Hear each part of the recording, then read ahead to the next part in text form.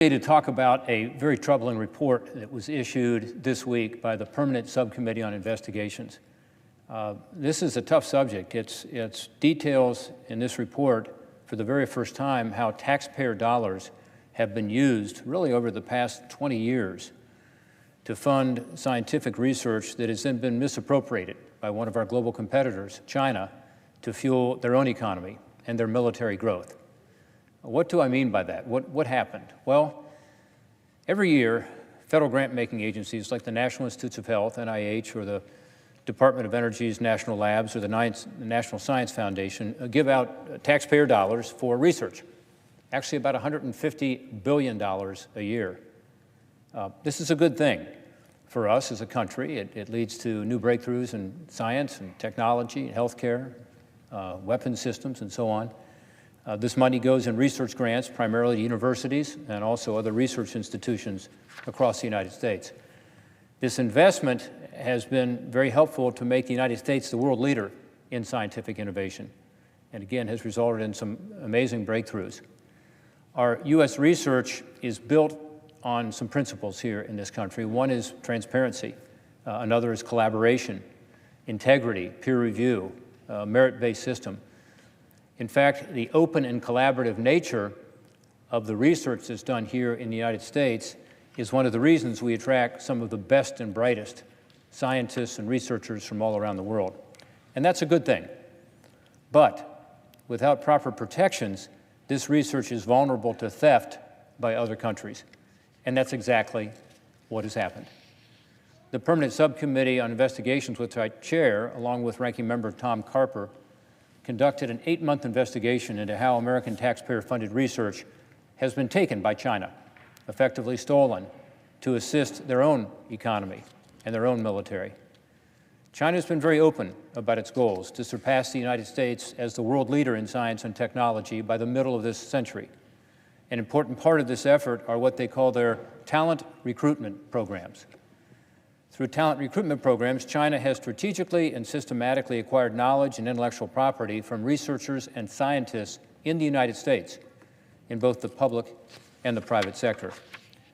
In the course of our investigation, the FBI shared with us that China plans to spend more than $2 trillion between 2008 and 2020 towards improving its human capital, which includes recruiting and developing researchers and scientists.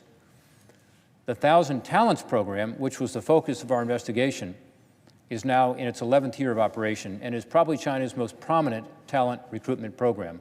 However, there are about 200 or more other talent recruitment programs as well. Launched in 2008, China designed this 1,000 Talents plan to recruit 2,000 high-quality overseas experts and to get their knowledge and their expertise and their research.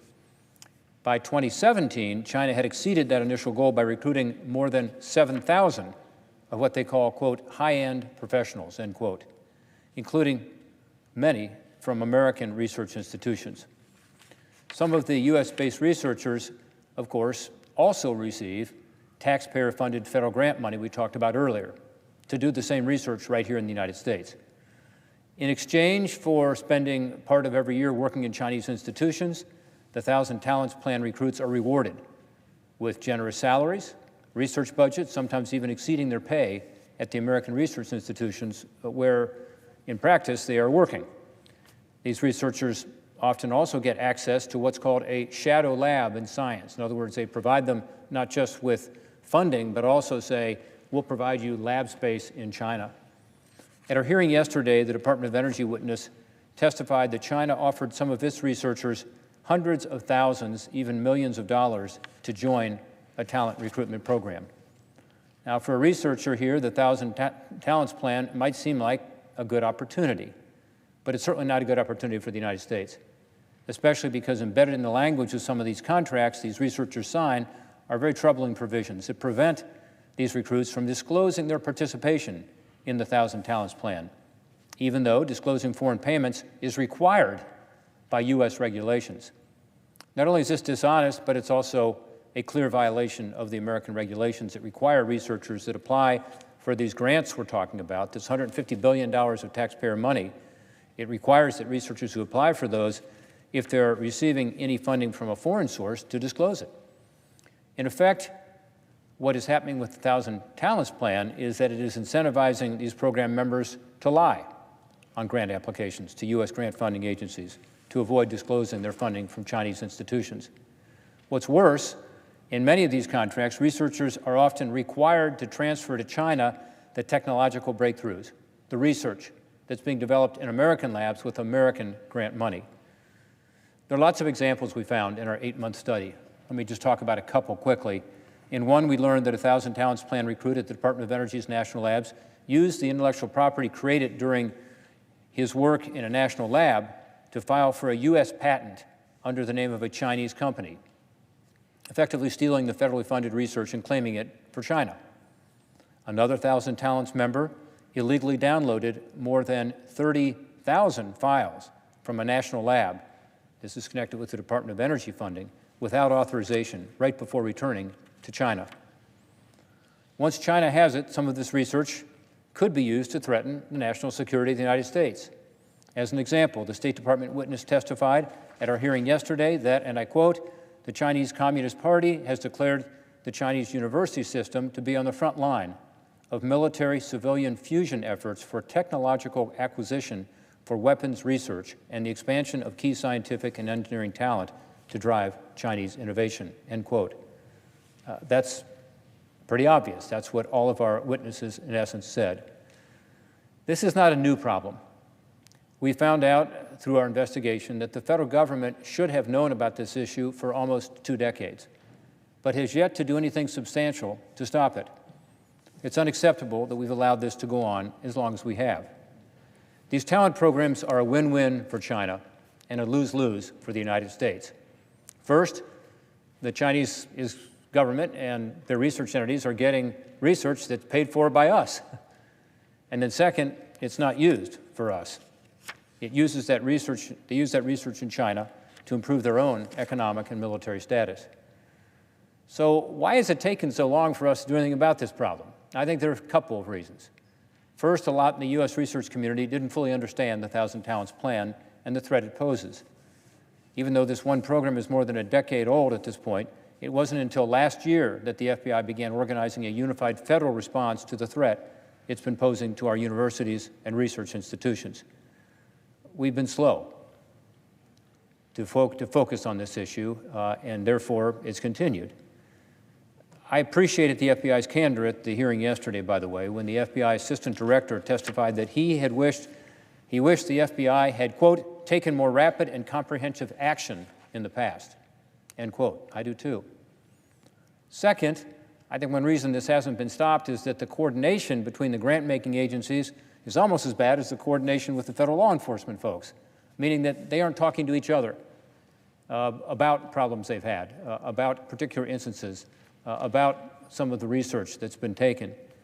As I've said, we're talking about more than $150 billion of taxpayer money every year that goes to these agencies. But once these funds are in the agency's hands, we found no evidence of a unified and coordinated tracking and monitoring process to ensure the money did not go towards the 1,000 Talent Plan participants or other programs. The National Science Foundation, for instance, doesn't seem to have anyone who handles grant oversight in this regard. These research entities need to share information on these issues. But other organizations are at fault too. We found that the State Department is on the front lines due to its responsibilities to vet visa applications for visiting students and scholars, but it very rarely denies visas under that process. Quite frankly, the research community here in the United States bears some responsibility too. There's been a collective failure by our universities and our research institutions to vet researchers for these conflicts of interest with other countries. And again, this is made worse by the fact that many of these researchers are receiving taxpayer funds to conduct their research here. So it's going to take a comprehensive strategy across the federal government to better protect our research against this threat. Our report makes a number of recommendations that combined will go a long way towards strengthening the security of our research networks while providing the shared culture of transparency and fairness. It's a balance, of course. We want to continue to be the top place in the world for research, and that means that we have to be able to share and have transparency and openness, but it also means that we need to do a much better job at protecting this information from being misused. We, of course, need to do better at getting the word out to universities, research institutions, and the general public about this threat being posed by the Thousand Talents Plan and other foreign talent recruitment plans.